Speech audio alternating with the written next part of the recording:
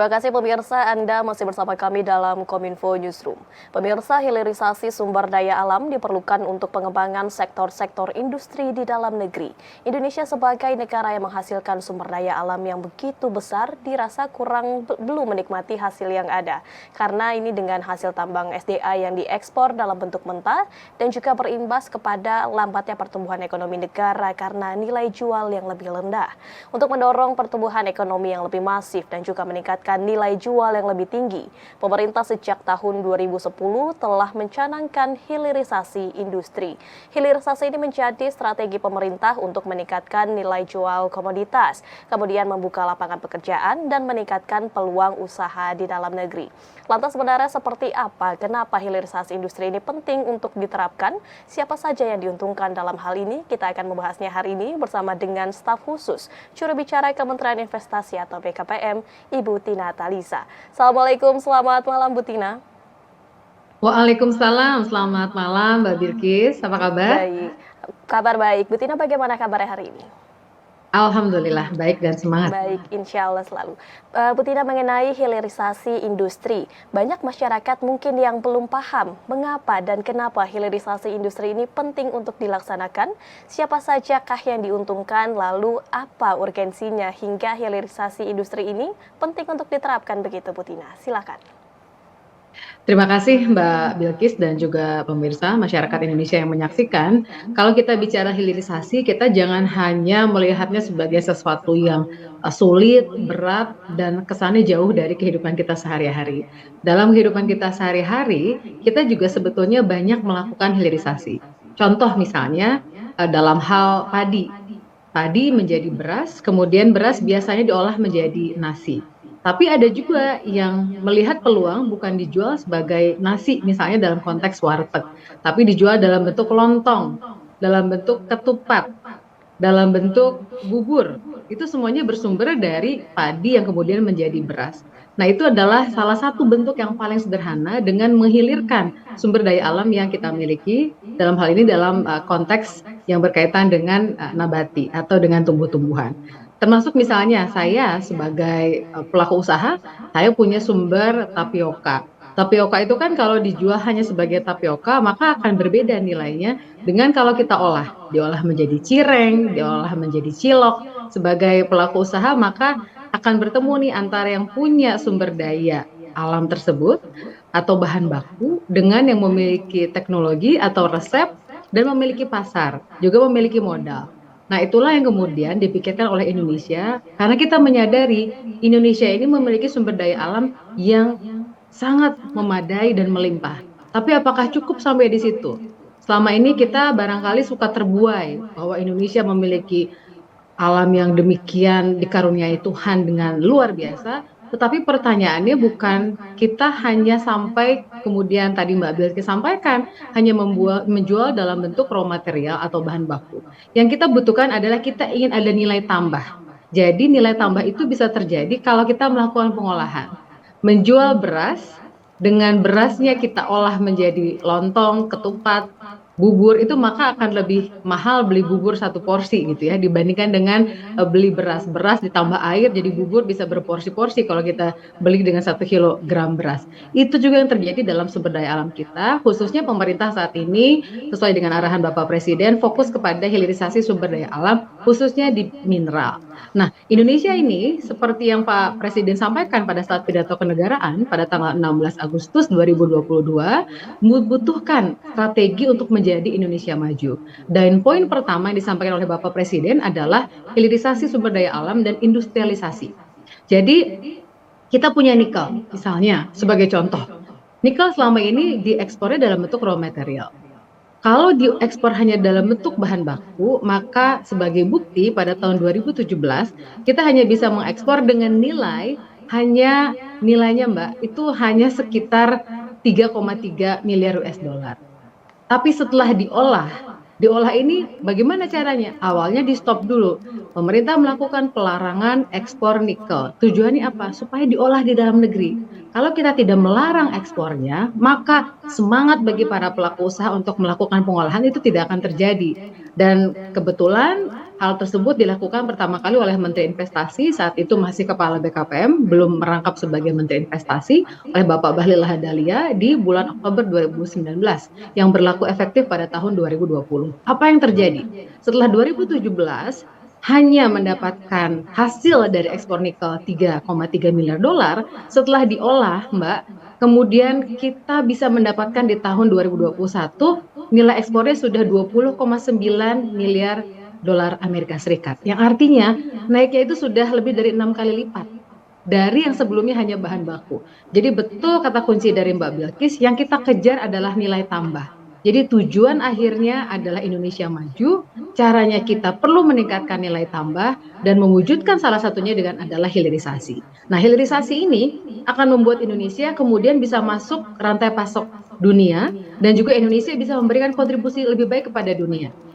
Kita tahu nikel ini adalah bahan baku yang dibutuhkan dalam pembuatan baterai kendaraan listrik.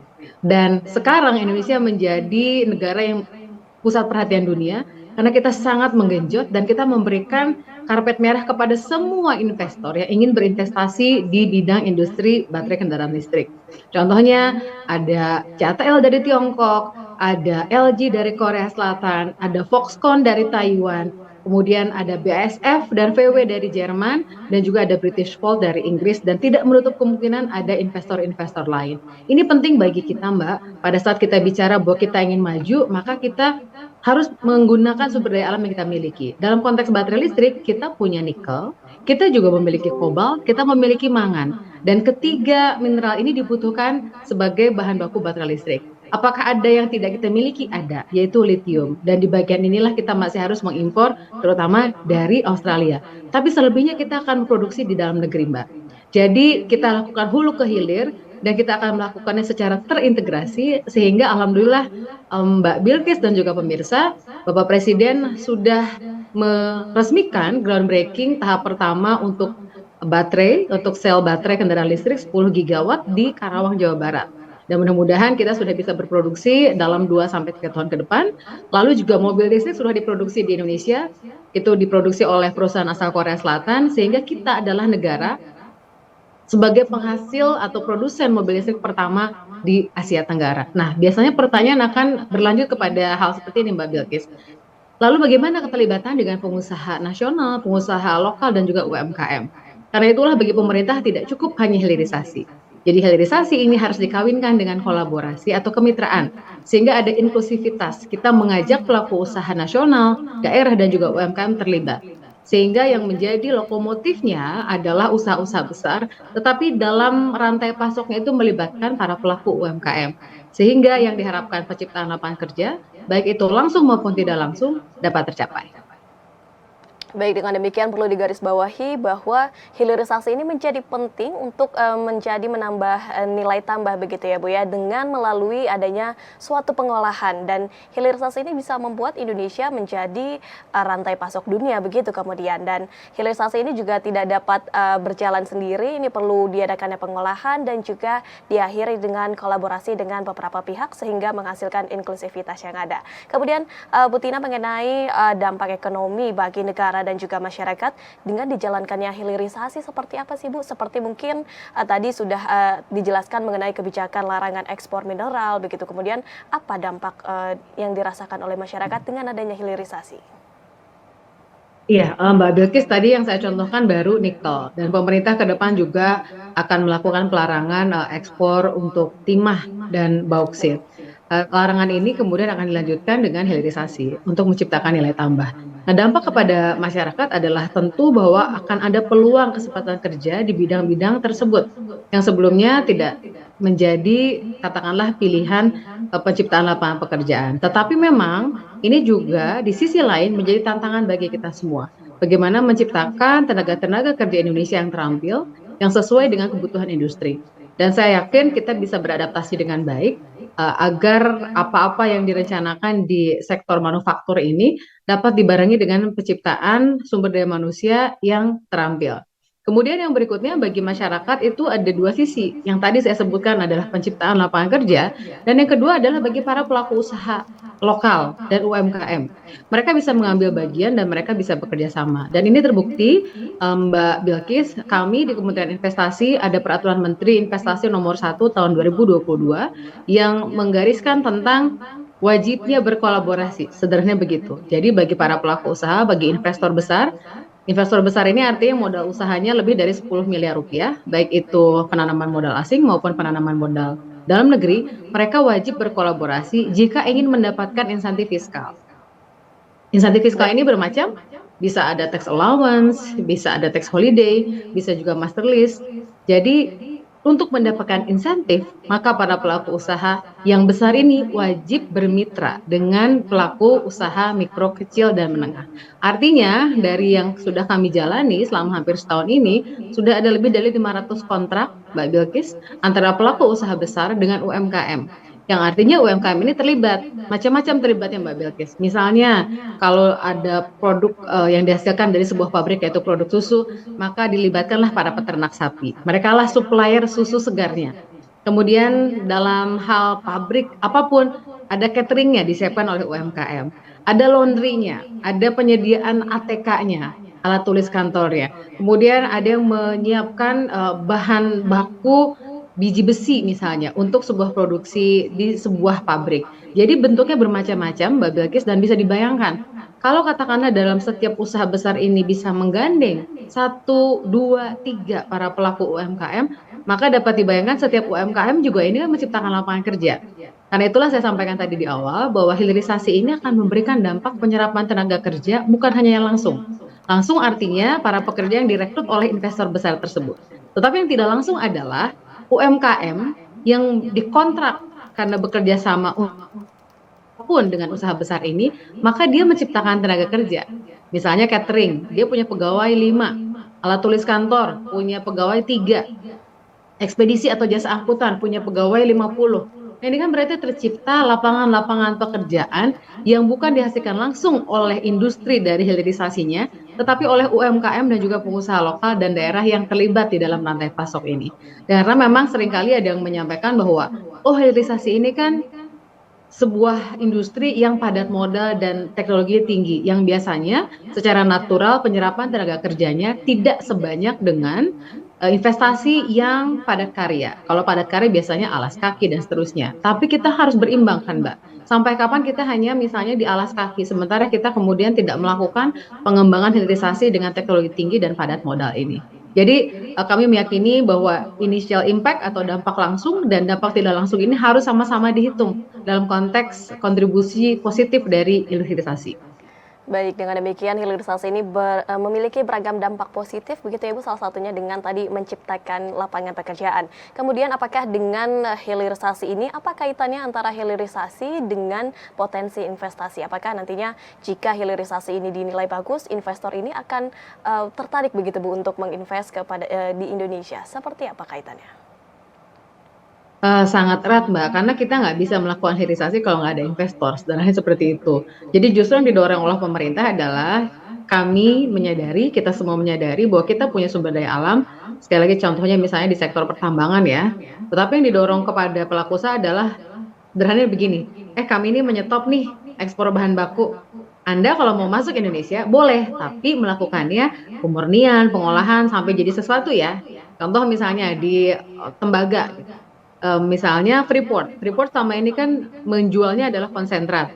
Pemerintah kemudian mengatur, oh kalau Anda perpanjangan kontrak dan kemudian kemarin pada saat 2018 maksud kami adalah bagaimana saham Indonesia menjadi 51% atau mayoritas. Nah, salah satu syaratnya kemudian adalah harus membangun smelter yang sekarang sedang dibangun di Gresik, Jawa Timur. Nah, dengan demikian bahwa Freeport tidak boleh lagi menjual konsentrat. Nah, ini adalah yang dilakukan oleh pemerintah. Jadi ada hal-hal yang diatur dan hal yang diatur ini kemudian membuka peluang bagi para investor. Kita melarang ekspor nikel berupa biji, tapi kan kita buka peluang untuk melakukan hilirisasi. Diolah menjadi sebuah produk yang nilai tambahnya bisa dari mulai 10 sampai 40 kali lipat lebih, Mbak. Jadi sebetulnya inilah peluang bagi investor. Nah, dalam hal tata kelola tentu yang dibangun oleh pemerintah juga adalah iklim investasi yang semakin kondusif. Jadi tidak cukup Mbak, kita misalnya hanya melakukan pelarangan ekspor bahan baku, sementara di sisi tata kelola pemerintahan tidak dilakukan sebuah reformasi. Karena itulah Indonesia menghasilkan produk Undang-Undang Cipta Kerja di tahun 2020 pada bulan Oktober. Ini adalah instrumen untuk reformasi struktural dalam hal pengaturan, terutama di bidang investasi. Karena di dalam klasternya ada salah satunya adalah klaster kemudahan berusaha. Jadi bagi investor mereka merasa bahwa ini adalah bentuk nyata pemerintah memberikan dukungan kepada iklim investasi di Indonesia. Nah, hal ini pun terkonfirmasi, Mbak, bahwa data dari UNCTAD, United Nations Conference on Trade and Development adalah sebuah badan di bawah PBB yang menyampaikan hasil laporan investasi di ASEAN menunjukkan bahwa dalam konteks FDI, Foreign Direct Investment atau investasi dari luar, investor asing, maka sebarannya memang paling banyak itu di Singapura, kedua di Indonesia. Tetapi di Indonesia ini yang sektoril Mbak, artinya bukan di jasa keuangan. Sementara di Singapura kebanyakan di jasa keuangan dan asuransi. Nah, di sektor ini real inilah Indonesia kemudian melihat ini sebuah peluang, termasuk juga kita melihat ini sebuah katakanlah tantangan, karena tidak semua negara dalam posisi bersepakat bahwa Indonesia ini mengambil pilihan ini. Kita pengen jadi negara maju, Mbak. Kadang-kadang kalau kita ingin bergerak maju, ada yang senang, ada yang enggak. Kira-kira begitu ya, Mbak ya. Dalam kehidupan sehari-hari, kita mau bergerak maju, kita mau melakukan perubahan, ingin lebih baik. Ada yang teman kita suka, ada teman kita nggak begitu suka juga. Nah, ini pun yang dialami Indonesia, Mbak. Kita ingin bergerak menjadi negara maju, sahabat-sahabat negara lain ada yang sepakat, ada juga yang tidak bersepakat. Dan tidak bersepakat ini dapat dilakukan dalam berbagai cara. Di antaranya misalnya kebijakan pemerintah untuk melarang biji nikel ini kemudian digugat ke WTO atau badan yang mengelola perdagangan di dunia. Nah ini pun Indonesia insya Allah tidak akan mundur dan ini sesuai dengan arahan Bapak Presiden. Hilirisasi ini adalah bentuk kontribusi Indonesia kepada dunia. Karena kalau kita hanya menambang kemudian kita kirimkan bahan bakunya atau bahan mentah, maka sebetulnya harusnya dunia merasa khawatir dengan apa yang dipilih Indonesia. Tapi kalau Indonesia memilih untuk mengolah bahan baku yang ada dan kemudian menyampaikan kontribusinya kepada dunia dalam barang yang setengah jadi dan jadi, sebetulnya dunia diuntungkan. Nah di bagian inilah kita harus sama-sama bersatu dan melihat bahwa hilirisasi ini kepentingannya buat bersama. Nah catatan terakhir Mbak, bahwa terkonfirmasi sekali Mbak di data yang kami keluarkan setiap triwulan, data realisasi investasi, bahwa sektor industri ini sudah menjadi nomor 1 dari sektor realisasi investasi. Artinya sebagai penyumbang terbesar. Biasanya penyumbang terbesar ini bukan industri Mbak, dan kita sempat punya kekhawatiran bahwa Indonesia akan masuk ke dalam sebuah deindustrialisasi yang berkelanjutan. Tapi alhamdulillah dengan tuntunan dan kebijakan Bapak Presiden, Bapak Menteri Investasi secara tegak lurus, konsisten melaksanakan arahan tersebut, yaitu adalah bagaimana melakukan hilirisasi. Dan terbukti dengan data bahwa nomor 1 industri logam bukan logam, dan kemudian di nomor 3 atau 4-nya pertambangan. Ini apa sih maksudnya? Artinya pertambangan itu kemudian dilakukan hilirisasi. Jadi nggak cuma berhenti di pertambangannya. Dan industri ini juga luas, termasuk manufaktur di bidang yang lain, makanan, minuman. Jadi kalau kita bicara hilirisasi, sekali lagi Mbak, nggak cuman kita bicara sumber daya alam yang kaitannya dengan mineral. Dalam hal perikanan kita juga punya pekerjaan ke depan, bahwa harapannya kita melakukan hal yang lebih baik dalam hal perikanan karena kita adalah negara maritim. Dalam hal perkebunan juga kita harus melakukan hal tersebut. Jadi kalau kita bicara minyak goreng itu juga produk hilirisasi Mbak.